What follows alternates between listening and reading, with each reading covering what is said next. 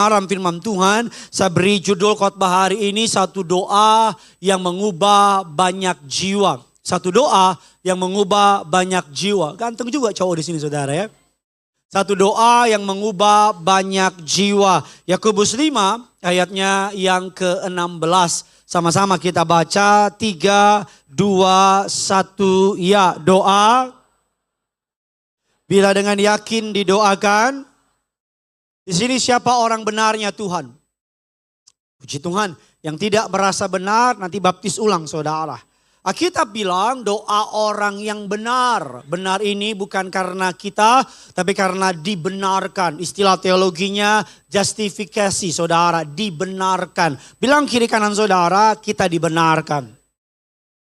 Jadi Bapak Ibu seperti kemarin ada istilah Presiden Prabowo mengeluarkan yang namanya amnesty atau abolisi. Lebih tepatnya abolisi. Bapak Ibu kalau amnesty tetap bersalah tapi diampuni. Tapi abolisi dinyatakan tidak ada kesalahan.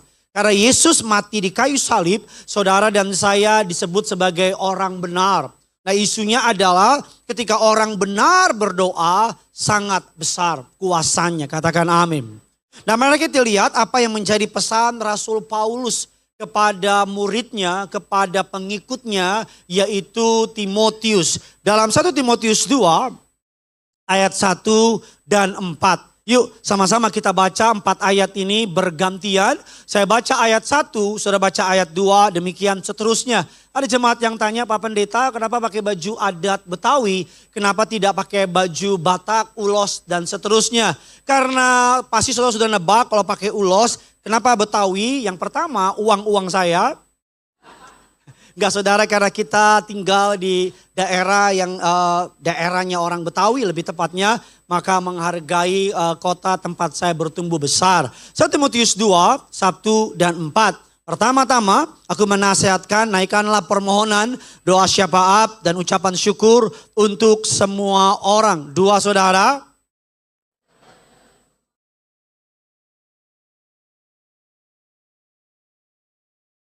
Itulah yang baik, yang berkenan kepada Allah, Juru Selamat kita. 4 sama-sama.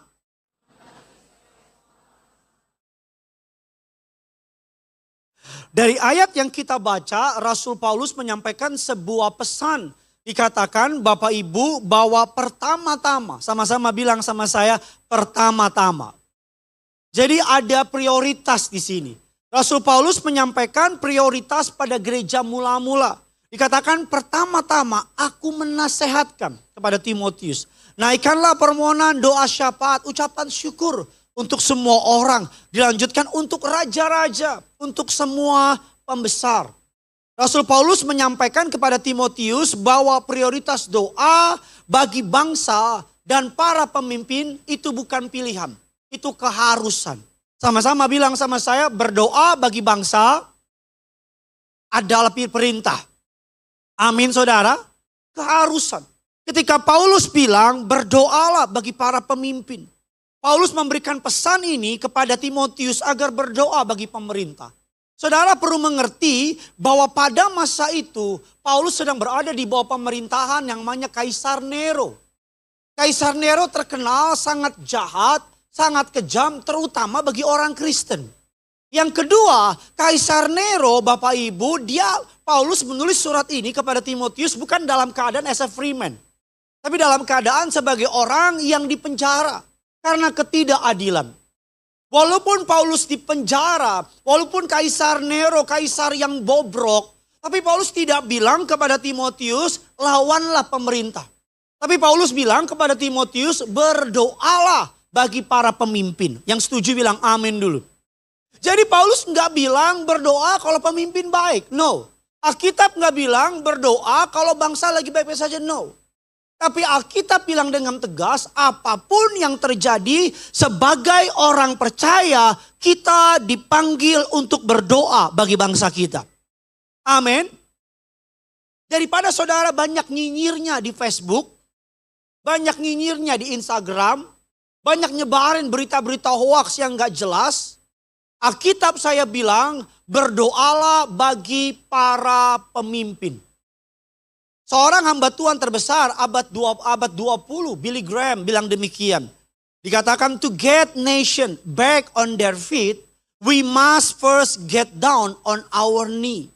Untuk bangsa dipulihkan, pertama-tama kita harus berlutut dalam doa. Bapak Ibu, berapa banyak orang tempat ini yang percaya ketika orang benar berdoa sesuatu terjadi. Amin saudara. Sama-sama bilang sama saya, ketika saya berdoa sesuatu terjadi. Mari kita jujur, keadaan bangsa kita tidak baik-baik saja. Betul apa tidak? Mari kita jujur, kita dipertontonkan beberapa pejabat yang tidak memunculkan sikap sebagai pejabat. Tapi apakah kita mau menjadi bagian yang nyinyir? Apakah kita menjadi bagian yang sibuk di grup WA? Adakah kita menjadi, ada orang tanya sama saya, Pak Pendeta boleh nggak orang Kristen berdemonstrasi? Sebelum saya jawab pertanyaannya, bukan soal boleh nggak boleh. Udah doa belum? Amin. Karena daripada saudara sibuk, saya tidak menghalangi hak saudara. Saudara boleh menyampaikan, undang-undang mengatur, boleh menyampaikan pendapat bebas di muka umum. Tetapi sebelum saudara berdemonstrasi, ada baiknya saudara berdoa terlebih dahulu. Katakan amin dulu. Dari ayat yang baru kita baca, kita mengerti.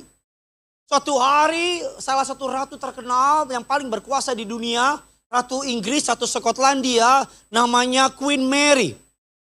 Queen Mary pada abad ke-16 pernah berkata sebuah kutipan yang memberkati saya. Dikatakan demikian, ia lebih takut pada doa-doa John Knox daripada seluruh pasukan yang berkumpul di Eropa.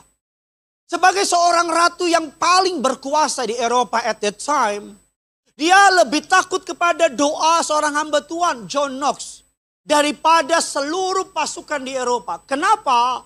Karena dia tahu doa orang benar memiliki kuasa melampaui kekuatan militer. Amin. Makanya saya mau bilang sama saudara, kita bukan hanya dipanggil menjadi penyembah, tetapi Tuhan juga mencari juru syafaat. Sama-sama bilang sama saya bukan hanya penyembah, tapi saya seorang juru syafaat. Apa bedanya Pak Pendeta? Ada dua hal di Alkitab. Yang pertama nabi. Nabi itu siapa Pak Pendeta? Nabi adalah mewakili Tuhan kepada manusia. Itu nabi. Tuhan ngomong sama nabi dan nabi menyampaikan pesannya. Betul tidak? Yang kedua namanya imam. Sama-sama bilang sama saya imam. Imam itu apa Pak Pendeta? Imam itu mewakili umat kepada Tuhan. Tadi nabi dari Tuhan kepada umat, betul?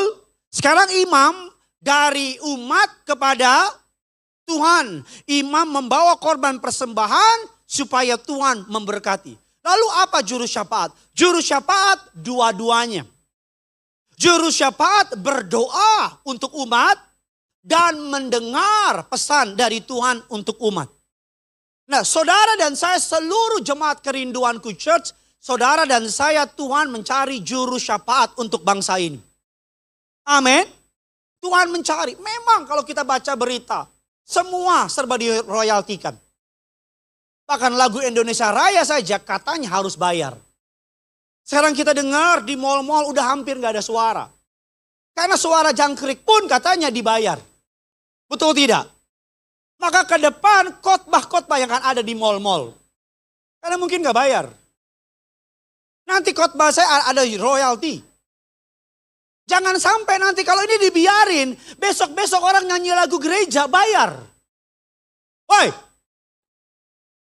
ini kayak masih dijajah gayanya. Gak betul tidak? Tetapi daripada kita ribet, ngomongin panjang lebar, mari. Tuhan, mari kita buka ayatnya. Yeskel 22 ayat yang ke-30. Ini jemaat yang 930 seperti bukan jemaat yang 930. Mungkin lagi sibukin otaknya atur strategi panjat pinang nanti sore. Karena dari jalan udah lihat ada kulkas. Gimana gue ngambil tuh kulkas ya? Biar bisa gue jual lagi. Mari kita lihat firman Allah Yeskel 22 ayat 30. Yuk biar semangat gereja ini. Kasih tepuk tangan dulu yang dahsyat bagi Tuhan kita. 3, 2, iya.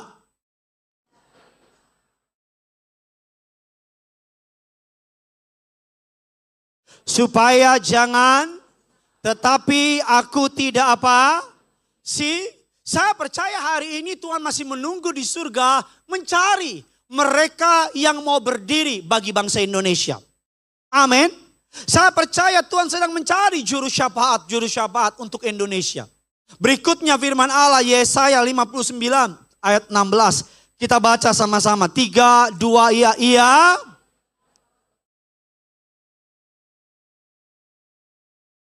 Maka tangannya sendiri apa? Keadilannya lah yang Bapak Ibu, maju atau tidak majunya, selamat atau tidak selamatnya bangsa ini, I do believe ada bagian orang percaya di dalamnya. Amin. Mari kita jujur. Kita udah banyak melihat orang udah pakai dukun-dukun. Betul tidak? Bahkan gak sedikit orang Kristen pun yang main dua kaki. Hari Minggu minta Tuhan tolong, Senin sampai Sabtu minta kuasa gelap tolong. Bangsa ini kalau kita gak ambil bagian, hancur.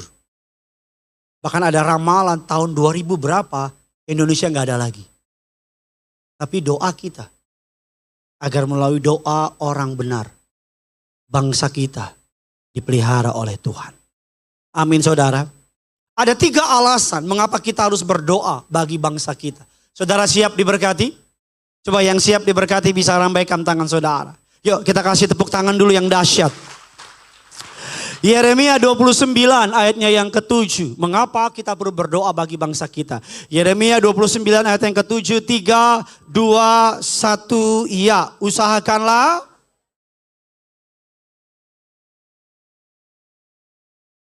Sebab kesejahteraannya adalah, sama-sama bilang sama saya, usahakanlah. Sama-sama bilang sama saya, berdoalah. Sama-sama bilang sama saya, kesejahteraan saya. Yang pertama, mengapa kita perlu berdoa bagi bangsa kita? Karena kesejahteraan kota atau bangsa ada di dalam doa orang percaya. Latar belakang ayat ini adalah bangsa Israel sedang menunggu kembali ke tanah halaman, ke kampung halaman. Mereka sedang dibuang dalam pembuangan. Mereka bersiap-siap kembali ke kampung halaman. Pesan Tuhan kepada Nabi Yeremia bilang demikian. Bangunlah rumah, nikahlah kamu, kawinlah, beranak cuculah. Bangunlah tanaman, tanam pertanian, makanlah dari tanah. Dan dibilang ditutup dengan ayatnya yang ke-7. Dikatakan selanjutnya, usahakanlah kesejahteraan kota kemana kamu aku buang. Maksud dari ayat ini, kamu boleh orang Batak. Tapi kalau kamu ada di kota Bekasi, berdoalah untuk kota Bekasi. Amin.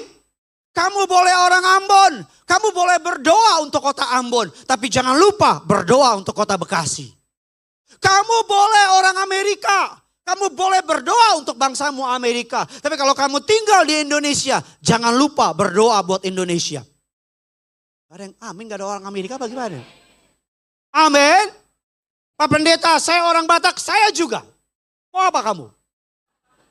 Kita ke Lapo, mantap. Pak Pendeta, saya cuma berdoa untuk Sumatera Utara, bagus. Tapi sekarang tambahkan doa untuk kota Bekasi. Kenapa? Karena kalau Bekasi banjir, siapa yang susah? Kita, lu. Gue gak tinggal sini. Tapi benar kan, waktu Bekasi banjir, kita susah. Gereja ini tutup 2 minggu. Karena di bawah dibanjirin. Saya langsung telepon pengerja. Angkat barang-barang. Jangan sampai kebanjiran. Dibilang, Pak kita lantai 4 Pak. Oh iya juga lantai 4. Ada yang bilang, angkat aja Pak, main aman. Nanti siapa tahu air. Kalau sampai air lantai 4. Itu mah Tuhan sudah datang. Nggak usah doa-doa lagi itu. Betul tidak? Siapa yang kemarin kebanjiran, rumahnya kebanjiran? Udah susah sombong loh. Siapa yang kemarin ketika banjir aksesnya susah? Baru mulai pelan-pelan ngaku. Siapa di sini yang ketika macet ngalamin susah pulang? Siapa yang capek sama matahari? Di Bekasi kan matahari 1 orang dapat 1. Bukan lagi 2, di Bekasi 1 orang dapat 1 matahari. Mandiri. Pak Bu, jujur. Mari kita jujur apa adanya. Kalau kita nggak berdoa bagi kota kita, ada apa-apa sama kota ini? Kita yang pertama susah. Dan gak ada yang amin, bodo amat lah. Udah bodo amat, langsung bendera aja yuk. Salah satu pokok doa kami adalah berdoa untuk Mega Mall Bekasi. Mall ini. Saya berdoa untuk pemiliknya. Saya berdoa supaya nggak ada apa-apa sama mall ini. Mall ini setiap minggu ada mesbah. Pendeta yang ada di mall ini diundang. Gereja kita rutin tiap Selasa ngisi di sana. Kenapa? Karena kalau ada apa-apa sama mall ini, kita ibadah di mana? Baru juga setahun.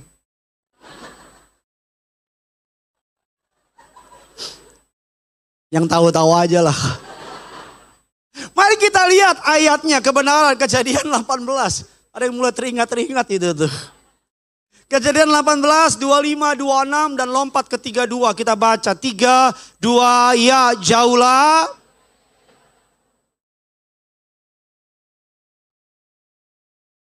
Sehingga jauhlah kiranya yang demikian. Masakan hakim tidak menghukum dengan ayat 26 Tuhan berfirman apa? Aku akan mengampuni karena siapa? Karena mereka bilang kiri kanan saudara, karena kita. Ayat 32 kita baca katanya, kalau aku berkata lagi sekali ini saja sekiranya berapa? Firman-Nya aku tidak akan. Karena yang apa? Penduduk Sodom dan Gomora dipercaya sekian puluh ribu. Saya lupa tepatnya. Tetapi Tuhan cuma minta suatu hari Allah hendak menghukum Sodom dan Gomora. Alkitab bilang kejahatannya telah sampai ke Allah. Alkitab bilang kejahatannya sudah sampai kepada Allah. Surga sudah dengar. Dan Allah hendak menghukum Sodom dan Gomora. Dan Allah teringat akan sahabatnya Abraham. Alkitab bilang Allah ngomong sama Abraham. Dan mulailah terjadi tawar-menawar pertama kali. Abraham mulai menawar kepada Allah. Sampai di angka 50 Allah bilang kalau ada 50 Sodom Gomora aku nggak hukum. 40 aku nggak hukum. Sampai di angka 10. Betul tidak? Jadi maksud saya ribuan orang di kota Sodom dan Gomora akan diampuni Tuhan. Kalau ada 10 orang yang berdoa. Saudara dan saya di tempat ini lebih dari 10. Betul tidak? Bisa kebayang gak? Kalau usah jauh-jauh. Kalau ada orang semua yang kumpul di sini. Sampai yang di sana semua, sampai yang nonton. Berdoa bagi bangsa kita Indonesia.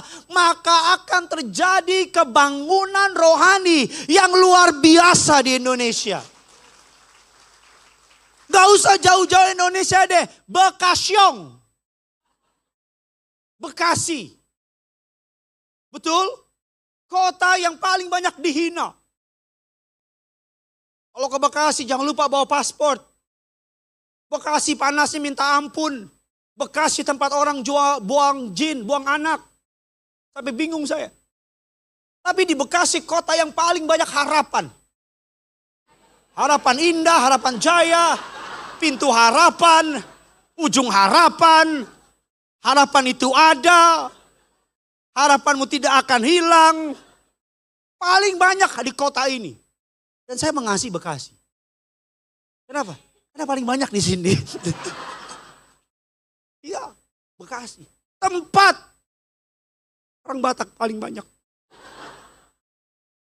Saya mau bilang sama saudara. Bahkan dalam perjanjian baru, Bapak Ibu, dalam perjanjian baru, Matius 18 ayat 19 bilang demikian.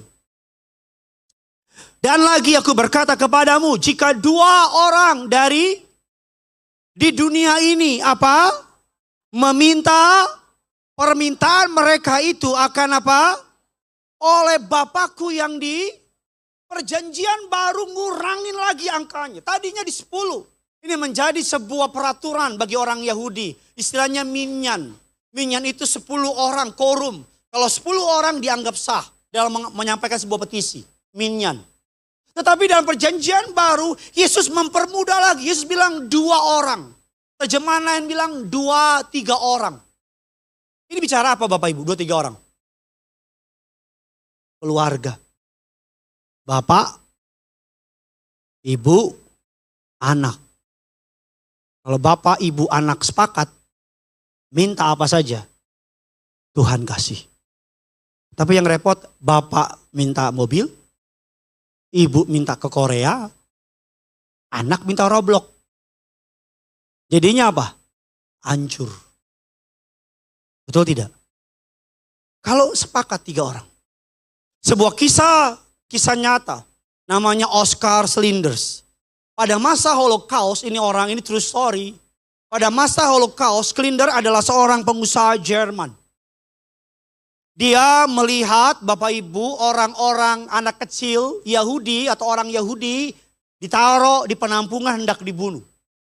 Long story short, dia dengan usaha dan intervensinya, dia pakai gudangnya, dia menyelamatkan 1.200 orang Yahudi dari kematian. Dia orang yang berani berdiri di celah, mampu menyelamatkan ribuan nyawa. Tadi istri saya kasih saya sebuah kisah yang terbaru namanya Nicholas Whiston. Siapa dia? Seorang orang Inggris. Hendak liburan ke Cekoslovakia pada masa itu. Tapi karena Cekoslovakia jatuh ke tangan Nazi, dia pergi ke Praha. Di Praha dia melihat ada anak-anak hendak dibunuh oleh Nazi. Dia bawa orang ini keluar, Bapak Ibu. 600 sekian diumpetin, dijadiin anak angkat dengan paper dan sebagainya. Dia nggak ngomong sama istrinya sama sekali. 50 tahun kemudian, saudara bisa Google, Nicholas Whiston. 50 tahun kemudian, istrinya buka lemari, lihat nama-nama anak yang diselamatkan. Panggillah wartawan, wartawan kumpulin 600 sekian orang itu, dibikinlah sebuah acara. Nicholas cuma tahu acara ini untuk orang Yahudi yang selamat. Dan wartawan bilang, saudara bisa Google di YouTube. Dalam sebuah hashtag dibilang the most emotional television moment. Ketika wartawan bilang di sini siapa yang pernah diselamatkan oleh Nicholas Whiston. Satu stadion atau satu bioskop berdiri. Dari 600 sekian mereka akan nikah. Punya anak, punya cucu. Nilainya jadi ribuan. Sih? Tuhan bisa pakai setiap orang di tempat ini. Amin. Kalau ada saja di sini satu orang berdiri bagi kota Bekasi. Berdiri bagi Jakarta. Berdiri bagi Indonesia. Maka saya pendeta yang percaya. Kalau seluruh jemaat Kerinduanku Church berdiri bagi Indonesia. Maka saya percaya bilangan orang benar di Indonesia pasti bertambah. Tepuk tangannya bisa lebih dahsyat dari ini. Saudara mau tahu kegerakan kebangunan rohani terbesar di Skotlandia pada masa itu terjadi karena doa seorang reformator namanya John Knox. Dalam sebuah doanya dikatakan, Lord, give me Scotland or I die. Kasih saya Skotlandia Tuhan. Berikan aku Skotlandia atau aku mati. Saya percaya Tuhan sedang mencari John Knox di Indonesia. Yang berani bilang sama Tuhan, Tuhan kasih saya Indonesia. Tuhan selamatkan Bekasi. Or I die.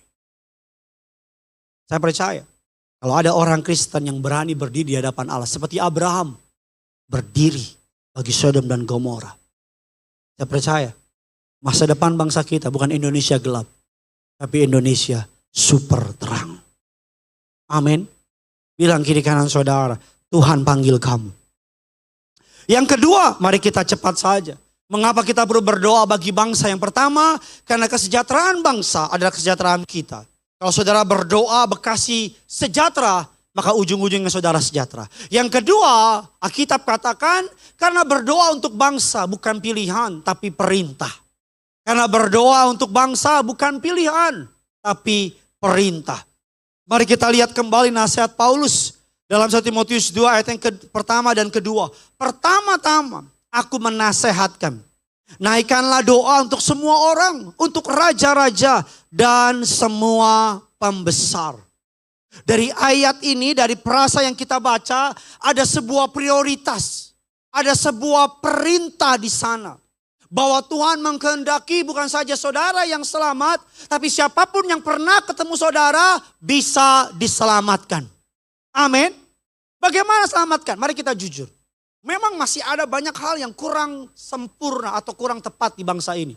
Tapi setidak-tidaknya kita hari Minggu ke gereja bisa dengan nyaman. Betul tidak? Walaupun masih ada di pelosok-pelosok daerah intoleransi. Kita harus akui itu, masih ada. Tapi setidak-tidaknya hari ini kita di Bekasi bukan berarti kita tutup mata sama yang ada. Kita berdoa, ada beberapa rumah doa ditutup, kita berdoa. Kita nggak boleh mengutuk, tapi kita berdoa. Agar sama seperti kita bisa beribadah nyaman di Bekasi, kita berdoa. Di negara-negara lain, di daerah-daerah di Indonesia, orang bisa mudah beribadah kayak kita. Amin. Bahkan kita berdoa agar makin banyak gereja izin resmi diberikan oleh Tuhan melalui pemerintah-pemerintah kita. Amin saudara. Karena berdoa. Dikatakan sebuah kutipan, some people pray only when they are in crisis. That is the reason why they are in crisis. Beberapa orang hanya berdoa saat mereka berada dalam krisis. Itulah sebabnya mereka terus berada dalam krisis. Maksudnya apa dari perkataan ini? Jangan cuma berdoa ketika lagi krisis. Itulah sebabnya kenapa kamu berada dalam keadaan. Karena kamu hanya berdoa ketika, Pak, Bu, jangan tunggu bangsa ini hancur dulu, baru doa. Betul tidak? Bapak Ibu, pilihan politik kita boleh beda. Tapi ketika presiden sudah dilantik, ketika wali kota sudah dilantik, ketika pemimpin sudah dipilih, maka tugas kita, kata Alkitab, harus berdoa bagi pemimpin kita. Amin. Saudara boleh berseberangan politiknya sama mereka, tapi doa kita. Saya mau tanya, jadi presiden gampang gak susah? Susah. Kalau gampang, semua jadi presiden. Betul tidak? Gak usah presiden. Kalau ketua RT kita ngaco, siapa yang susah? Kita, betul? Kalau tiba-tiba ketua RT kasih perintah surat edaran, warga di atas jam 1 siang gak boleh keluar. Gimana? Atau gini deh, dikasih iuran. 1 orang, 1 kakak, 10 juta. Maka semua daftar jadi ketua RT. Bisa kebayang gak? Kalau presiden kita memerintah dengan tidak takut akan Tuhan. Siapa yang susah? Siapa yang percaya doamu didengar Tuhan? Jadi kalau saudara melihat pemerintah kita, arahnya menurut saudara, menurut pendapat pribadi saudara tidak cocok. Masuk kamarmu, berdoa. Amin. Bapak Presiden Prabowo, Bapak Wakil Presiden Gibran, saya bukan agen pemerintah, bukan. Saya agen Aqua. Berdoa buat mereka. Amin. 1 Timotius 2, 3 dan 4 berkatakan demikian. Itulah yang baik, yang berkenan kepada Allah. Juru selamat kita. Ayat yang keempat kita baca sama-sama. Yang memperoleh pengetahuan akan. Berapa waktu yang lalu ada sebuah seminar kebangsaan. Tokoh-tokohnya hamba Tuhan. Dan beberapa dari mereka adalah seorang angkatan dan juga anak Tuhan. Dia ngomong sebuah kutipan yang I do believe itu benar. Dia bilang gini, bangsa kita yang suka banyak narasi-narasi buruk di sosial media, menurut pendapat dia adalah sebuah proxy war. Bagi saudara yang gak ngerti, proxy war itu adalah perang narasi, hoax dan seterusnya. Karena dari dulu sampai sekarang untuk melemahkan suatu bangsa gampang. Kenapa Belanda bisa mengalahkan kita? Waktu itu ada politik yang terkenal namanya apa Bapak Ibu? Divide et impera. Politik adu domba. Belanda sengaja menciptakan golongan suku ini nomor 1, suku ini nomor 2, suku ini nomor 3. Bahkan dengan segala hormat ini my personal opinion. Saudara, Saya nggak suka kalimat pribumi. Karena seakan-akan hanya kelompok inilah yang pribumi. Ketika dulu kerusuhan, semua tembok ditulis pribumi, pribumi, pribumi, pribumi, pribumi. Saya orang yang percaya kalau saudara lahir atau besar atau mencintai Indonesia, maka kamu adalah orang Indonesia. Tadi pagi sih tepuk tangan orang ini. Betul tidak? Kamu matamu boleh biru, tapi kalau kamu menyebut dirimu WNI dan hatimu mengasihi Indonesia, saya sebut saudara orang Indonesia. Kamu boleh kulitmu hitam, rambutmu keriting, pasti Indonesia. Indonesia. Saya nggak ngerti ngomong apa tadi. Tapi maksud saya, jangan mau Bapak Ibu? Diadu domba. Bilang kiri kanan saudara, jangan mau diadu domba. Betul?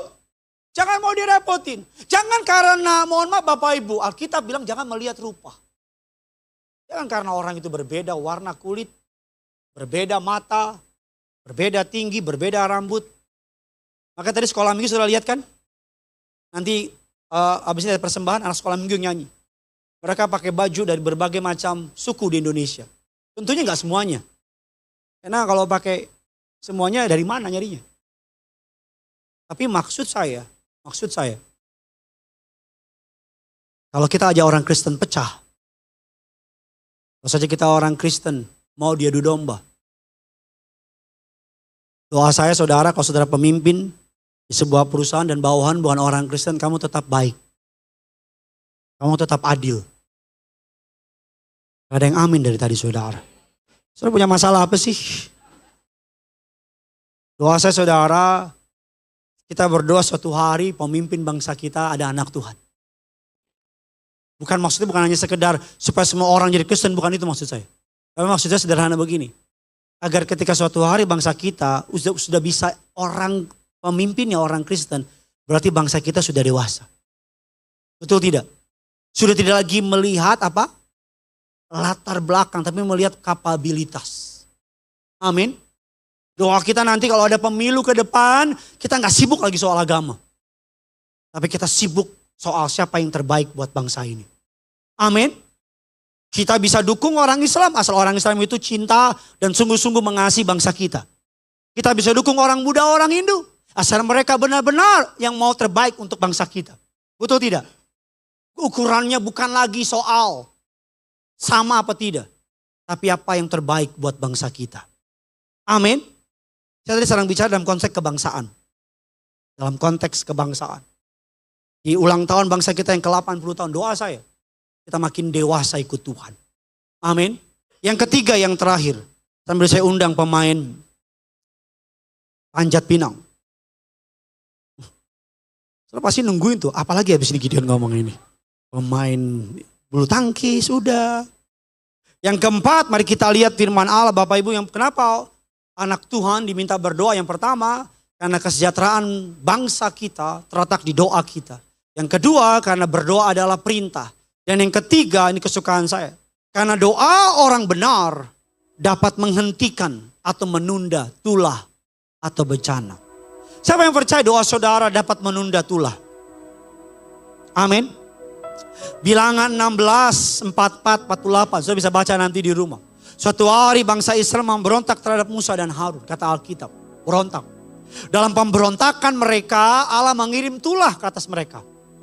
Walaupun Musa yang diminta atau Musa yang digoyang kepemimpinannya. Tapi Musa berdoa kepada Allah.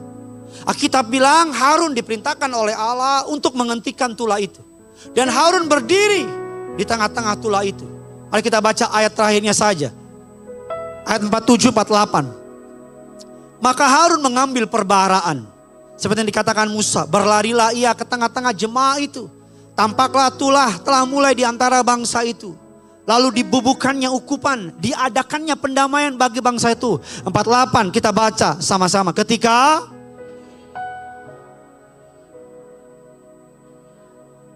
Alkitab bilang. Ketika Harun berdiri.